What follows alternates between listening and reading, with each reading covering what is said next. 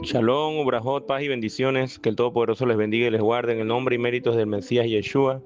Mi nombre es Isaac Piti y bajo la autoridad y permiso del Rey Carlos Rodríguez, pastor de la Congregación Mesiánica Casa de Israel, ubicada en La Chorrera, Panamá, estamos aquí para compartir la palabra de nuestro Padre que está en los cielos.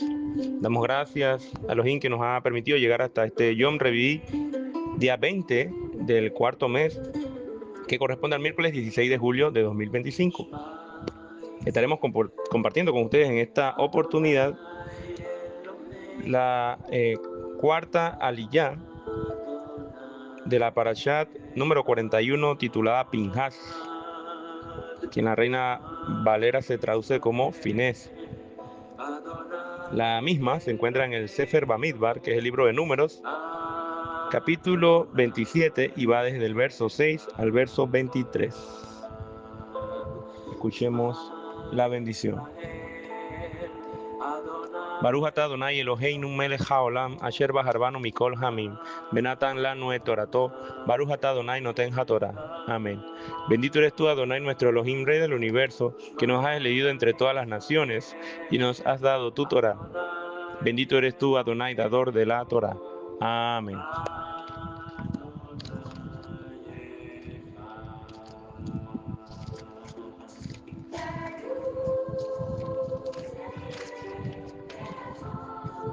Y Adonai respondió a Moshe diciendo: Bien dicen las hijas de Zelofejad, les darás la posesión de una heredad entre los hermanos de su padre, y traspasarás la heredad de su padre a ellas. Y a los hijos de Israel hablarás, diciendo: Cuando alguno muriere sin hijos, traspasaréis su herencia a su hija. Si no tuviere hija, daréis su herencia a sus hermanos. Y si no tuviere hermanos, daréis su herencia a los hermanos de su padre. Y si su padre no tuviere hermanos, daréis su herencia a su pariente más cercano de su linaje. Y de este será, y para los hijos de Israel esto será por estatuto de derecho, como Adonai mandó a Moshe. Adonai dijo a Moshe: Sube a este monte Abarim, y verás la tierra que he dado a los hijos de Israel. Y después que la hayas visto, tú también serás reunido a tu pueblo, como fue reunido tu hermano Aarón. Pues fuisteis rebeldes a mi mandato en el desierto de Shin, en la rencilla de la congregación, no santificándome en las aguas a ojos de ellos. Estas son las aguas de la rencilla de Kadesh, en el desierto de Shin. Entonces respondió Moshe a Adonai diciendo: Ponga Adonai Elohim de los espíritus de toda carne un varón sobre la congregación, que salga de delante de ellos y que entre delante de ellos, que los saque y los introduzca, para que la congregación de Adonai no sea como ovejas sin pastor. Y Adonai dijo a Moshe: Toma a Yehoshua, hijo de Nun, varón en el cual hay espíritu, y pondrás tu mano sobre él. Y lo pondrás delante del sacerdote Eleazar y delante de toda la congregación, y le darás el cargo en presencia de ellos. Y pondrás de tu dignidad sobre él, para que toda la congregación de los hijos de Israel le obedezca. Él se pondrá delante del sacerdote Eleazar y le consultará por el juicio del Urim delante de Adonai. Por el dicho de él saldrán y por el dicho de él entrarán, él y todos los hijos de Israel, con él y toda la congregación. Y Moshe hizo como Adonai le había mandado, pues tomó a Yehoshua y lo puso delante del sacerdote Eleazar y de toda la congregación. Y puso sobre él sus manos y le dio el cargo, como Adonai había mandado por mano de Moshe. Baruch atah Adonai Eloheinu melech haolam asher natan lanu Torah emet behayei olam natan betoheinu. Baruch atah Adonai noten hatorah. Amén. Bendito eres tú, Adonai, nuestro Elohim, Rey del universo, que nos has dado la Torah de verdad e implantaste en nosotros la vida eterna. Bendito eres tú, Adonai, dador de la Torah. Amén. Bien, hermanos, en esta oportunidad, en esta cuarta aliyá, podemos aquí ver dos temas principales que se desarrollan. Está el tema del establecimiento entonces de una ley a favor de las hijas de Zelofejad por este precedente, ¿no? Que ciertamente ellas habían exigido con justa razón, y asimismo lo dice Adonai, una heredad. Y también el segundo tema que vemos es el comisionamiento de Yehoshua, perdón, Josué, como futuro líder de Israel y a la vez sucesor de Moshe. Entonces aquí primeramente se establece una ley en favor de las hijas de Zelofejad. Ellas fueron con fe ante Adonai, ellas fueron con emuná. Ellas pidieron esto con emuná. Ellas se presentaron con reverencia al Mishkan, ya que acercarse al tabernáculo no era cualquier cosa. No se acercaron desde la queja, desde la exigencia o la rebelión, como fue el caso de Datán, Abirán y Coraj, ni tampoco en desconfianza, sino en una confianza plena en la justicia de Elohim. Es decir, ellas, las hijas de Zelofejad, reconocían la autoridad, fueron eh, con humildad y fe delante de Moshe, delante de Eleazar y delante de toda la congregación. Ellas tenían fe en la promesa de la tierra, aunque aún no la poseían. Actuaron como si fuera una realidad, no se quedaron sin hacer nada. Ellas fueron delante de Moshe. Santiago, vamos a leer a qué dice acerca de la fe. Santiago, o Jacob más bien conocido como Santiago, capítulo 2, verso 22, dice: ¿no ves que la fe actuó juntamente con sus obras y que la fe se perfeccionó por las obras? Hablando acerca de Abraham aquí, de cómo entonces se perfeccionó esa fe en el caso de ellas. Ellas ejercieron una fe activa, una fe que llevó obras. Ellas se acercaron y no solo se acercaron, sino que expusieron su situación con una actitud de emuná. ¿Por qué? Porque la fe activa lleva obras. Vamos a ver qué dice Hebreos también al respecto, acerca de la fe. Hebreos 11:1 dice: es pues la fe la certeza de lo que se espera, la convicción de lo que no se ve, porque por ella alcanzaron buen testimonio los antiguos. Entonces, ellas tuvieron esta certeza de lo que esperaban, que era la heredad, y convicción en lo que aún no existía todavía, no se había establecido esa ley en favor de ellas. Adicional también en Hebreos, verso 6, dice: pero sin fe es imposible agradar a Elohim, porque es necesario que el que se acerca a Elohim crea que le hay y que es galardonador de los que le buscan. Hermanos, Elohim responde y bendice a los que le buscan sinceramente. Las hijas de Zelofejad recibieron respuesta y herencia como prueba de que él galardona a los que le buscan. Y eso lo podemos corroborar en Josué 17, vamos allá, versos 3 al 6. Josué 17, versos 3 al 6 dice: pero Zelofejad, hijo de Jefer, hijo de Galaad, hijo de Maquir, hijo de Manashe, no tuvo hijos, sino hijas, los nombres de las cuales son estos: Maala, Noa, Ogla, Milca y Tirsa. 5 hijas, wow. Dice el verso 4: estas vinieron delante del sacerdote Eleazar y de Yehoshua, hijo de Nun, y de los príncipes, y dijeron: Adonai mandó a Moshe que nos diese heredad entre nuestros hermanos, y él les dio heredad entre los hermanos del padre de ellas, conforme al dicho de Adonai. Y le tocaron a Manashe 10 partes, además de la tierra de Galaad y de Bashán, que está al otro lado del Jardín, porque las hijas de Manashe tuvieron heredad entre sus hijos, y la tierra de Galaad fue de los otros hijos de Manashe. Entonces aquí Ciertamente Adonai cumple su promesa de lo que se había establecido, lo que leemos en esta cuarta ley, porque ahora en el libro de Josué ya ellos han entrado a la tierra. Entonces, hermano, hermana, no sé cuál sea tu petición delante de Adonai,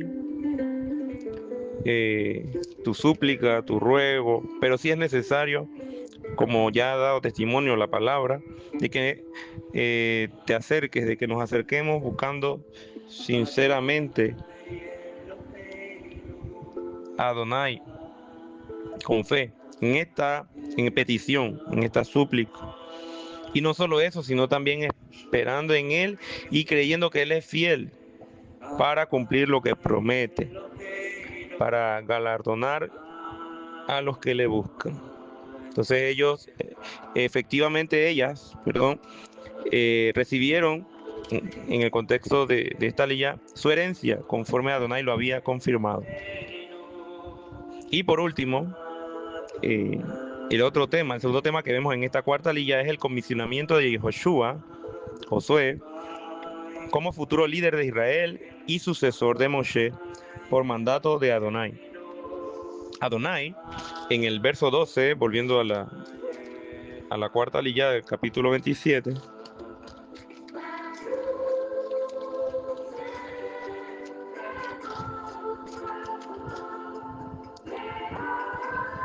le dice a Moshe que suba al monte Abarim para que pueda ver la tierra, o sea, que por lo menos viese la tierra, porque ciertamente Moshe ya era consciente de que no entraría a la tierra, y esto obviamente iba a involucrar que él iba a fallecer antes de que se diera ese ingreso de Israel a la tierra que fluye leche y miel.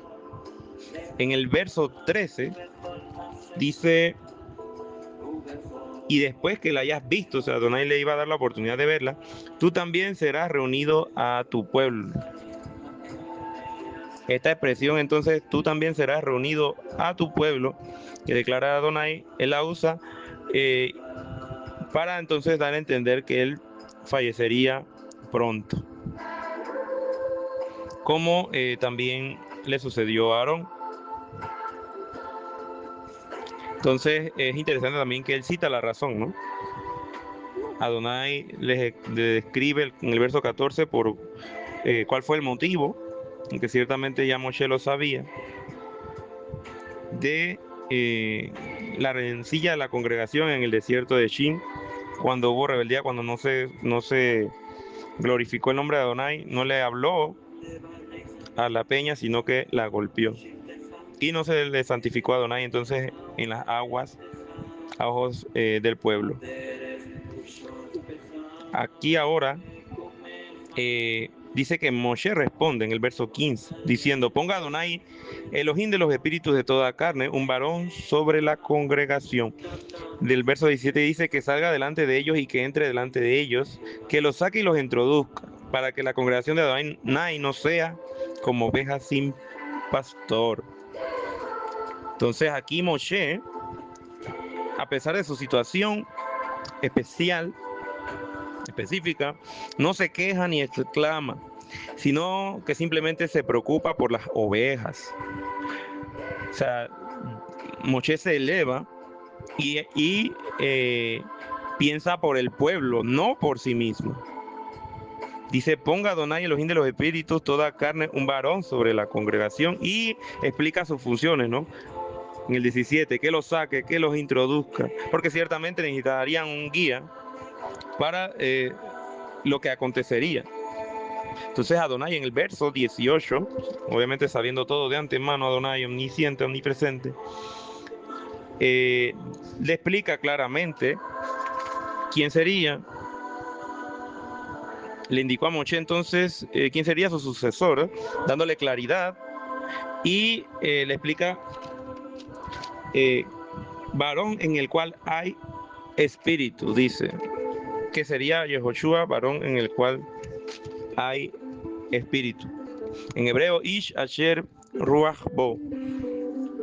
Al español, un hombre en quien hay espíritu. Espíritu en hebreo Ruach. Pero ¿qué tipo de espíritu tenía Yehoshua? Bueno, la palabra en Deuteronomio 34:9 describe que tenía un espíritu de sabiduría. Deuteronomio 34, vamos allá. Más adelante dice: y lloraron ya cuando Moshe es muere, pues, y es enterrado. Dice el verso 8 del capítulo 34: y lloraron los hijos de Israel a Moshe en los campos de Moab 30 días, y así se cumplieron los días del lloro y del luto de Moshe. Verso 9 dice: y Yehoshua, hijo de Nun, fue lleno del espíritu de sabiduría, porque Moshe había puesto sus manos sobre él, y los hijos de Israel le obedecieron, hicieron como Adonai mandó a Moshe. Entonces, esto confirma que Adonai ya había capacitado a Yehoshua, pero ahora la imposición de manos lo activa, o lo iba a activar, pues, por lo que se escribe en los próximos versos, lo iba a activar públicamente. También podemos ver en Yehoshua un espíritu de fidelidad y de servicio. Yehoshua, conocido en la Reina Valera como Josué, sirvió fielmente a Moshe durante años. No se rebeló y tampoco se promovió a sí mismo. Vamos a Éxodo, capítulo 33, verso 11. De la Torá da testimonio de ello. Éxodo 33.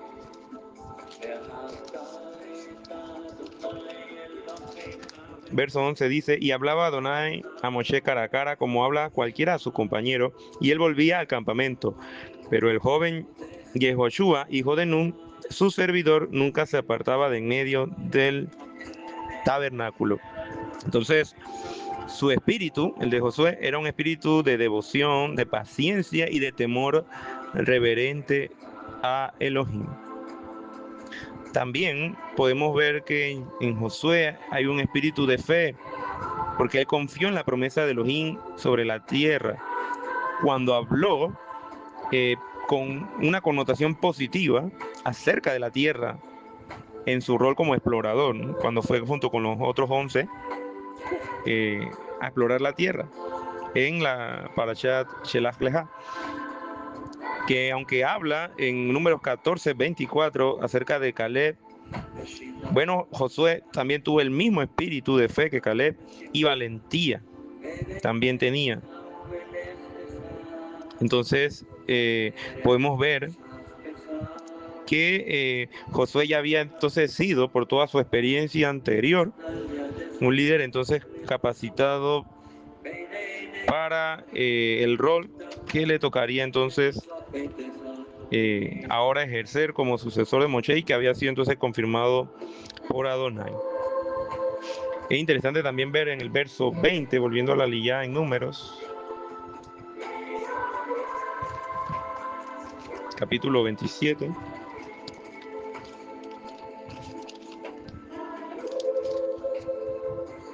que habla sobre que Moshe pondría, dice: y pondrás de tu dignidad sobre él para que toda la congregación de los hijos de Israel le obedezca. Entonces, ¿qué significa poner de tu dignidad?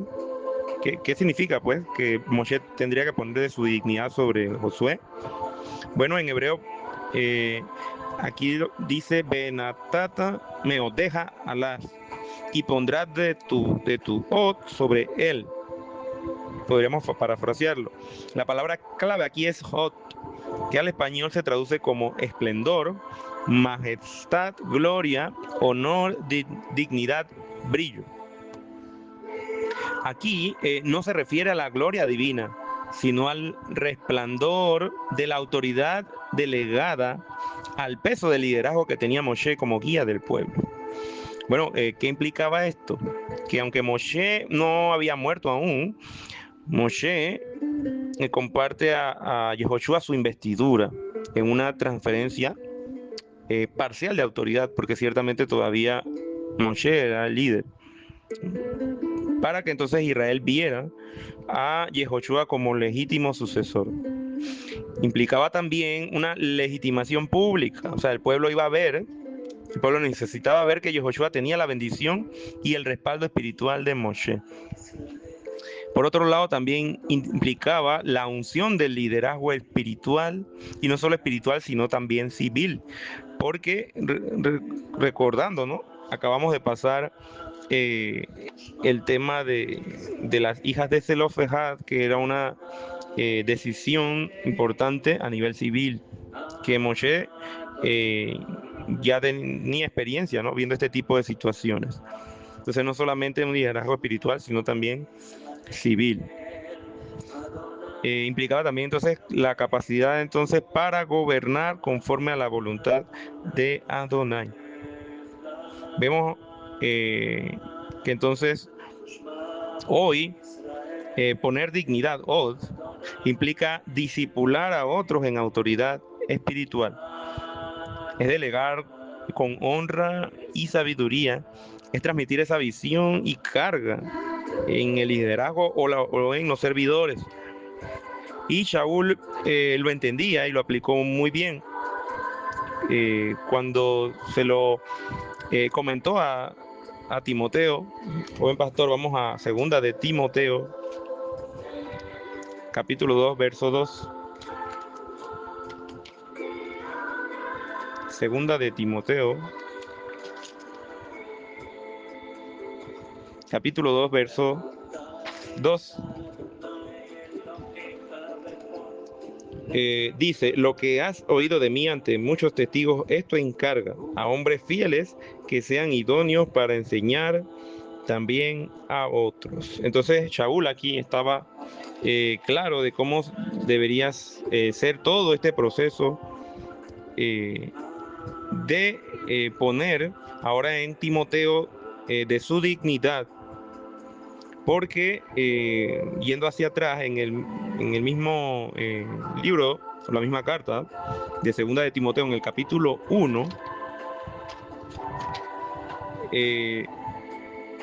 Shaul le aconseja a Timoteo. Dice, deseando verte al acordarme de tus lágrimas para llenarme de gozo. En el verso 4, 1:4, dice, trayendo la memoria la fe no fingida que hay en ti, la cual habitó primero en tu abuela Loida y en tu madre Eunice, y estoy seguro que en ti también. Por lo cual te aconsejo que avives el fuego del don de Elohim que está en ti por la imposición de mis manos. Porque no nos has dado Elohim espíritu de cobardía, sino de poder, de amor y de dominio propio. Entonces, Shaul ciertamente entendía lo que era este principio de poner su dignidad ahora en Timoteo. Y por la imposición de manos, en un aspecto positivo, en un aspecto espiritual. Porque hoy en día también está el tema de la exposición de manos, hermanos, que es un tema muy delicado y que se da mucho también en el evangelicalismo, se ha visto. Y que incluso se pueden abrir puertas espirituales a través de esto, incluso posiciones demoníacas. Entonces hay que tener mucho cuidado con lo que es la imposición de manos. Pero aquí vemos un sano principio en cuanto a la instrucción de Adonai hacia Moshe sobre la imposición de manos a Josué, hacia Josué, de Moshe hacia Josué, y también de Shaul hacia Timoteo, de lo que es poner de su dignidad y todo lo que esto implica sobre, en este caso, su sucesor o la persona encargada entonces de dirigir a las ovejas. Esperando, hermanos, que haya sido de bendición esta cuarta liyá. Shalom, shalom y bendiciones.